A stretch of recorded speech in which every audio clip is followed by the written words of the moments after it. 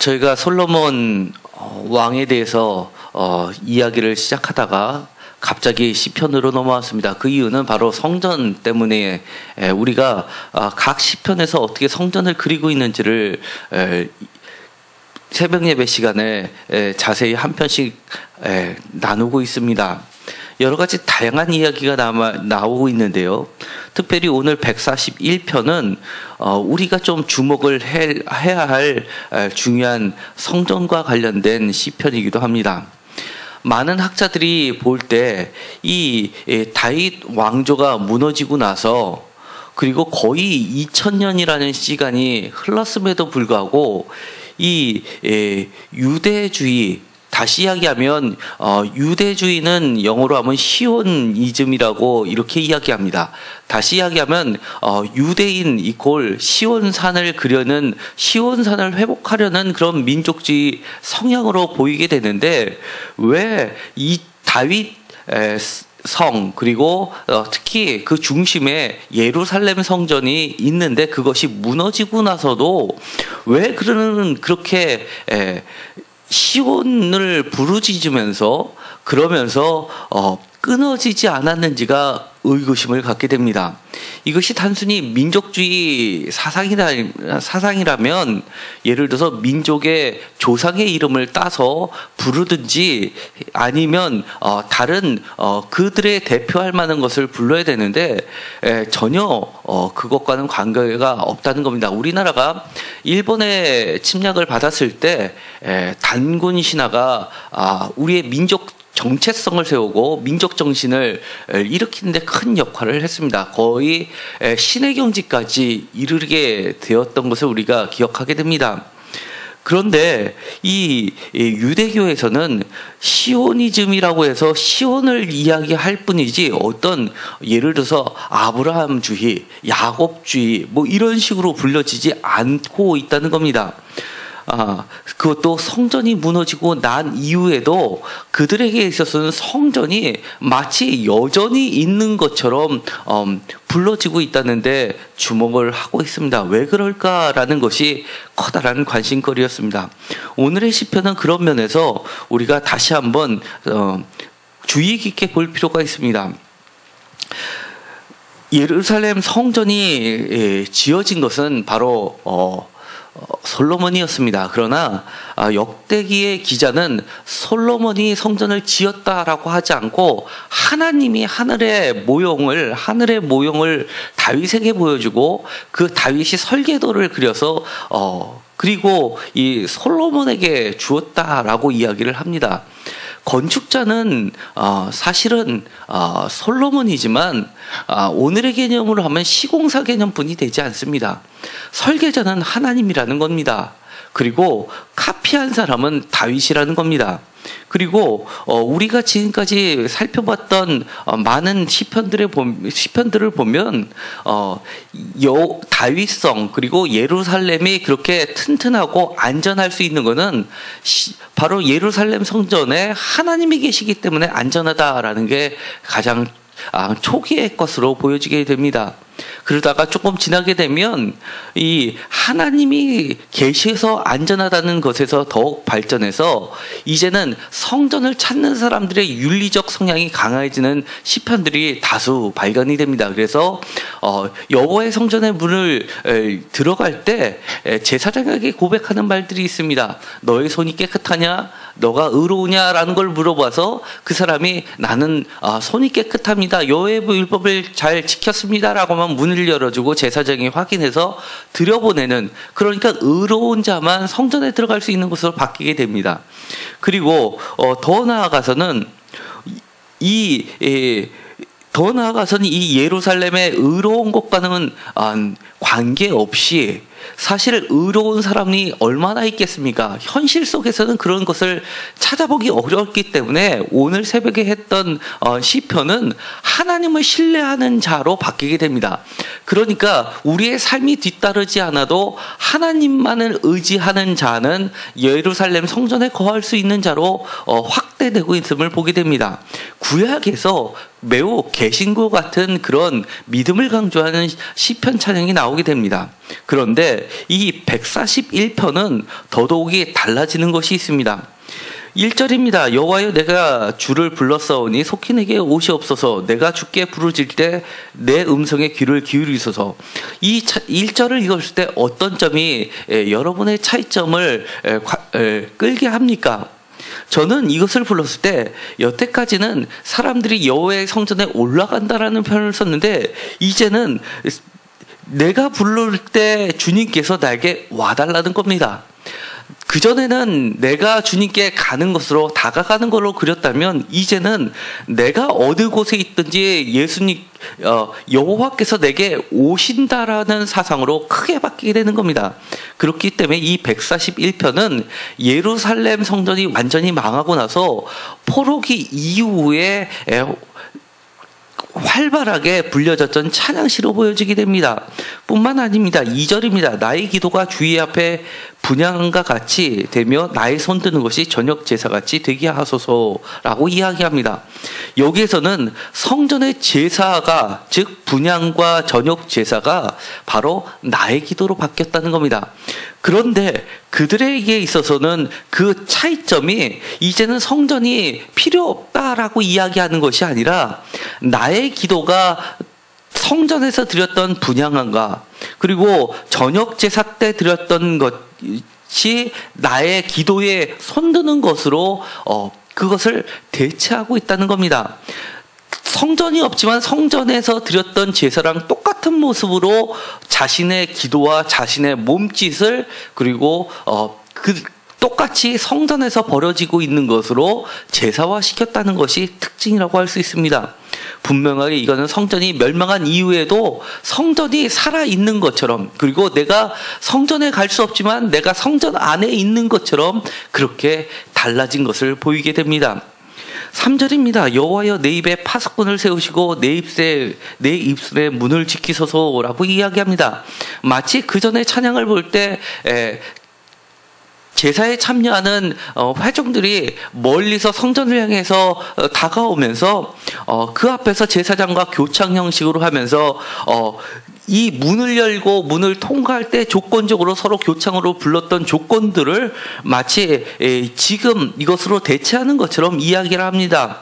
파수꾼, 문지기에게 이야기하는 것처럼 내 입에 파수꾼을 세우소서 내 입의 문을 지키소서라고 하면서 마치 여호와의 성전 앞에 제사장이 파수꾼의 역할을 했던 것, 문지기의 역할을 하였던 것처럼 내 입이 성전이 되고 내 입에 성전의 제사장이 여호와가 되게 해달라고 하는 것처럼 그렇게 노래를 하고 있다는 겁니다.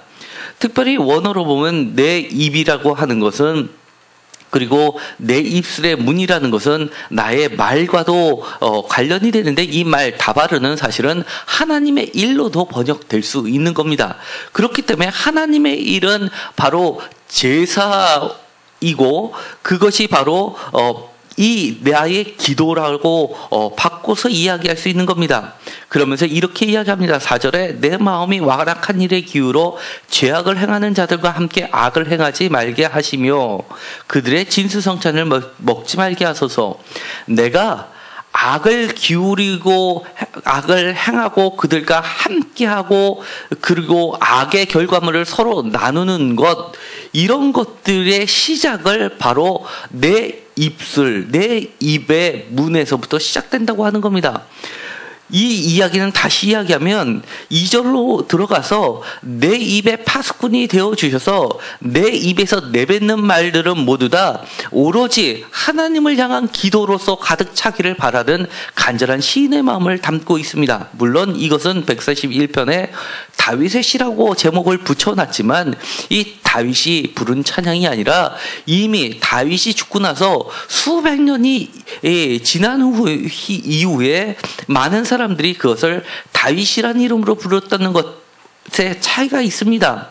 왜냐하면 다윗은 이미 그들에게 있어서는 역사적 인물의 다윗을 떠나서 신화적 인물에까지 인격화되어 있는 새로운 존재로 떠오르는 겁니다.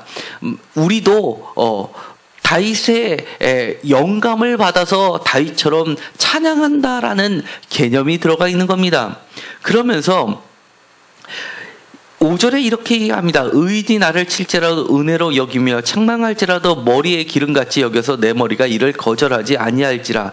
그들의 재난 중에 내가 항상 기도하리로다 라고 하면서 어떠한 경우에서도 내 입에 파수꾼을 세워서 나의 입에서 드려지는 분향과 저녁 제사는 오로지 기도로 채우겠다라고 이야기를 하는 겁니다.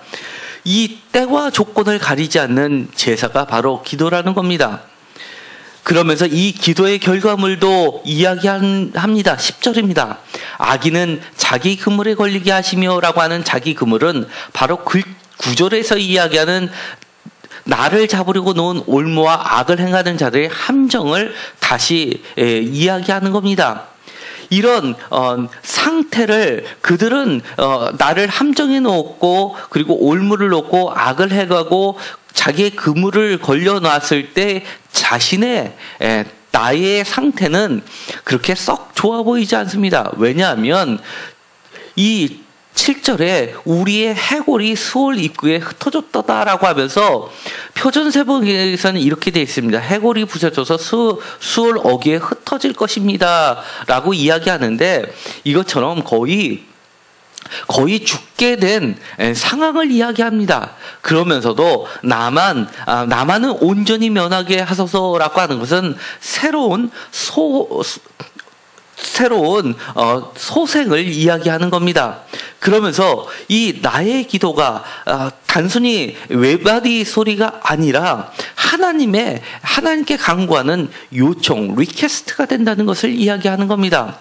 그렇기 때문에 이제는 제사가 없어졌어도 성전이 무너졌어도 성전과 제사가 계속해서 이어지는 것은 바로 나의 입으로 발전되고 나의 입의 기도로 구체화되고 있음을 보게 됩니다.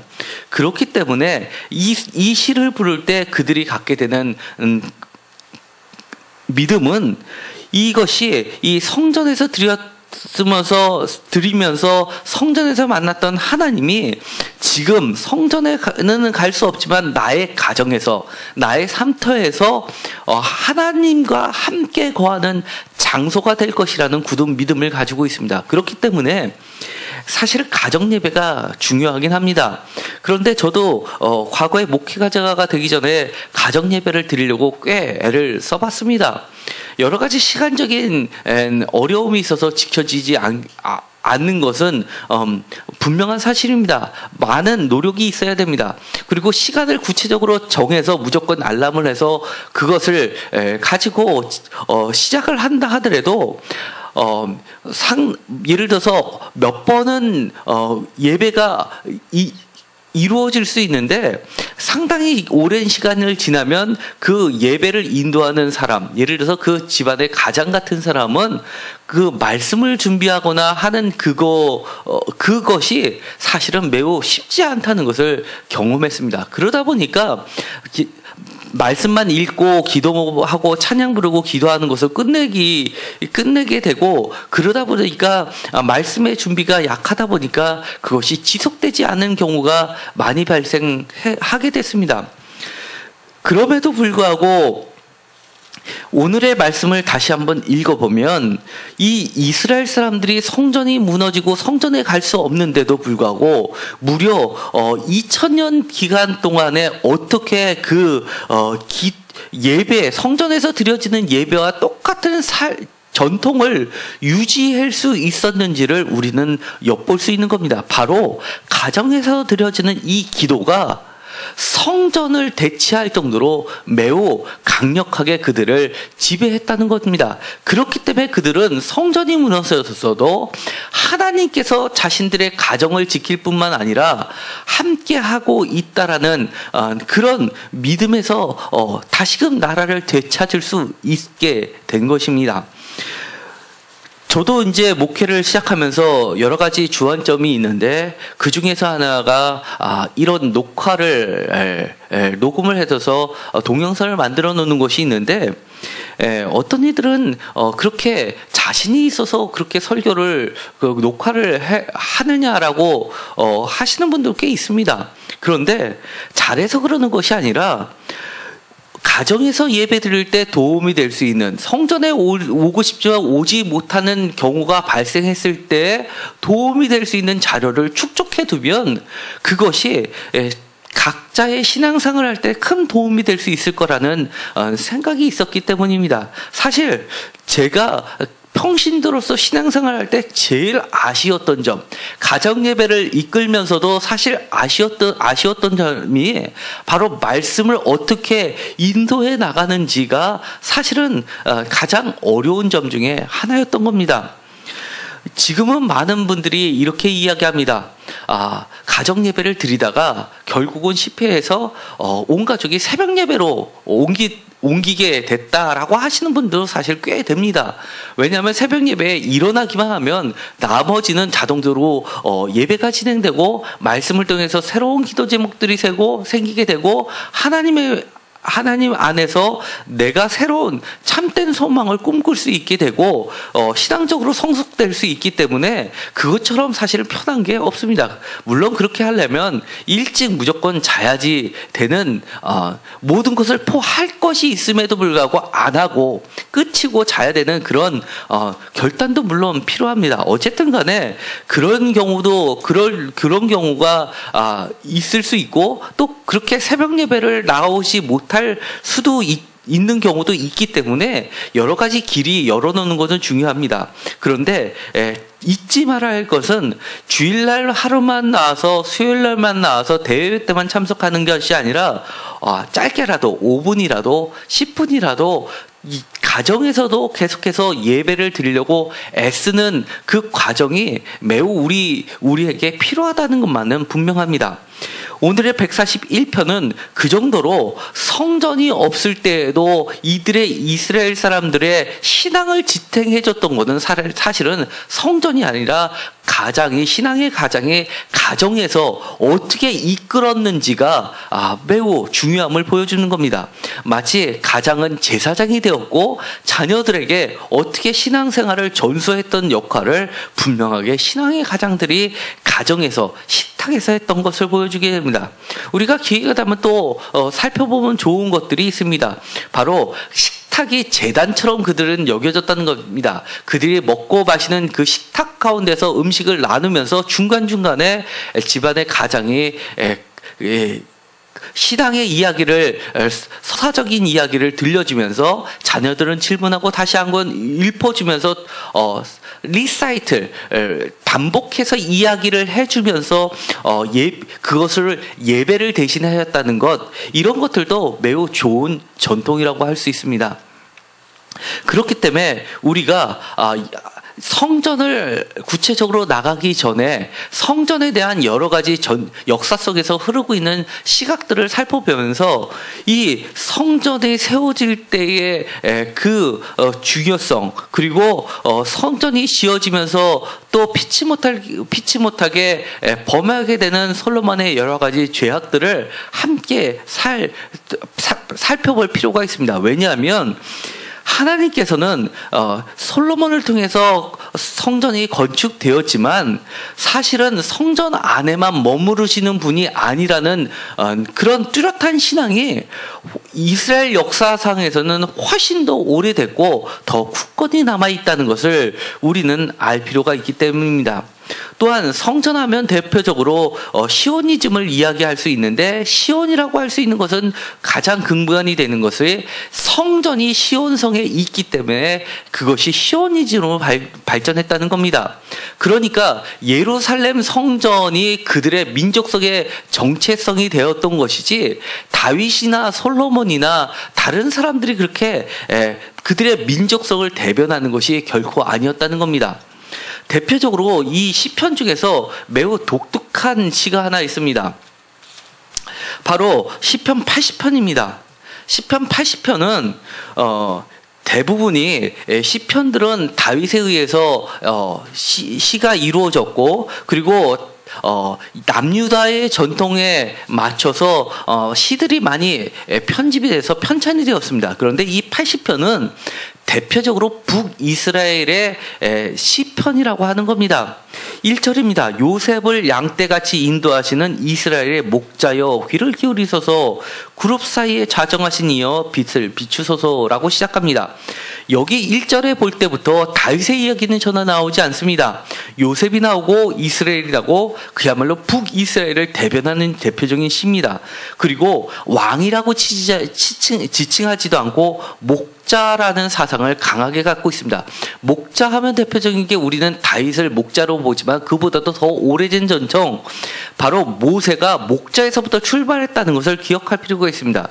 2절에서도 마찬가지입니다. 나오는 지역에 에브라임과 베냐민과 므낫세 앞에서 주의 능력을 나타내서 우리를 구원하소서라고 하는 이 구절도 보면 지파들의 이름들이 북이스라엘을 강하게 대변하고 있는 노래입니다. 그리고 3절에서도 마찬가지로 주의 얼굴빛을 비추사 우리가 구원을 얻게 하소서라고 하는 것, 그리고 7절에 주의 얼굴에 광채를 비추사 우리가 구원을 얻게 하소서라고 하는 것은 모세의 축도를 생각나게 하는 구절들입니다. 그리고 15절에 주의 오른손으로 신기신 줄기여 주를 위하여 힘있게 하신 가지니 라고 하면서 그것이 불타고 배임을 당하며 라고 하더라도 마지막으로 18절에 우리를 소생하게 하소서 주의 이름을 부르리라 라고 하는 것도 사실은 오늘 읽었었던 141편의 마지막에 자기가 해골이 스올 입구에 흩어졌어도 나만은 온전히 면하게 하소서라고 하는 이 소생의 똑같은 이야기가 반복되고 있음을 우리가 보게 됩니다.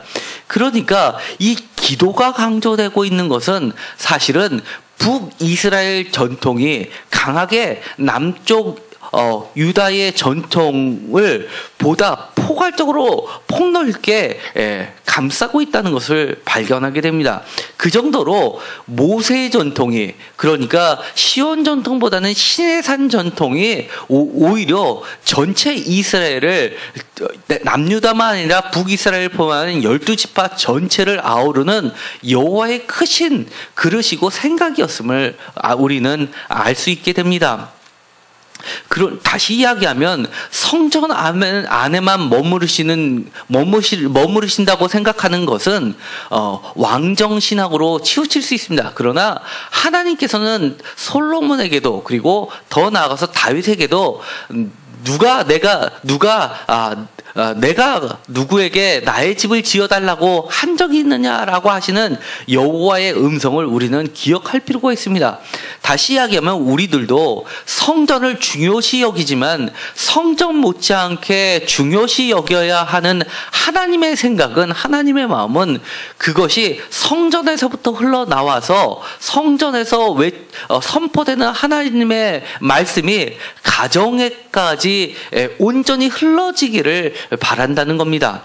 그렇기 때문에 가정에서도 가능하면 하나님의 간구하는 시간을 짧더라도 가지려고 한번 노력해 보십시오. 한 번에 되는 게 어디 있겠습니까? 여러 번 실패를 경험할 수 있을 겁니다.